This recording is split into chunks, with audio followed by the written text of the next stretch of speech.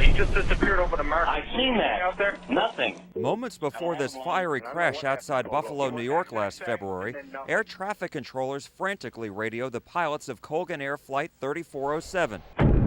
You got him? No. All 49 people aboard were killed. The NTSB found pilot fatigue was a contributing factor. It was not unusual to be sleepy. Denny Kelly is a retired airline captain and is now an aviation safety consultant.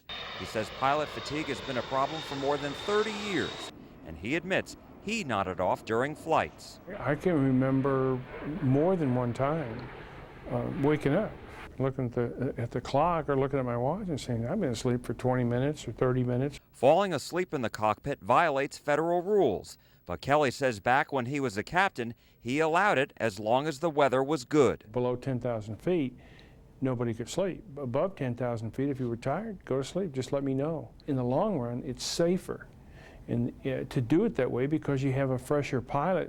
Our sister station in Miami, WFOR, collected data from NASA, the FAA, and the NTSB. The data shows there were more than 1,000 incidents where pilot fatigue caused a safety concern or a crash.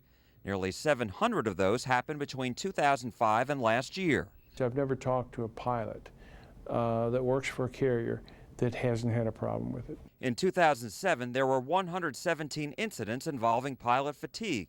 The next year, that number shot up to 189. And during the first 9 months of 2009, there were 104 incidents. For the past 2 years, researchers at the University of Iowa have studied the effects of fatigue on airline pilots.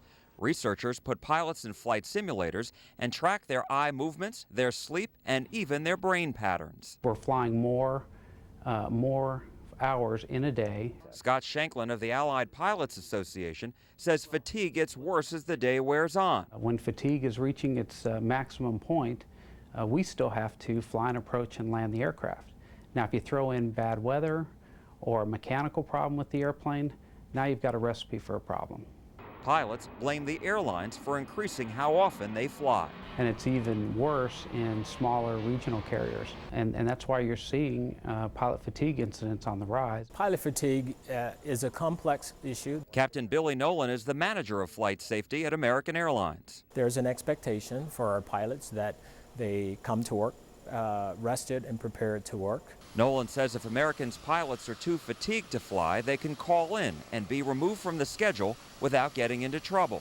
In the next few weeks, he says, American will conduct its own pilot fatigue study. We are going to take about 80 of our international pilots. We'll have them hardwired. We'll do some study. He says they will work together with pilots to see what changes need to be made to the rules. Pilots are urging the FAA to reduce the daily maximum hours they're allowed to fly.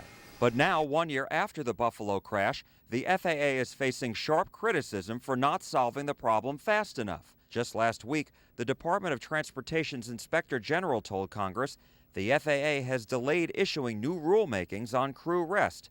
And if there's no pressure, it'll go on and on and on. And 10 years from now, we'll be sitting here saying the same thing.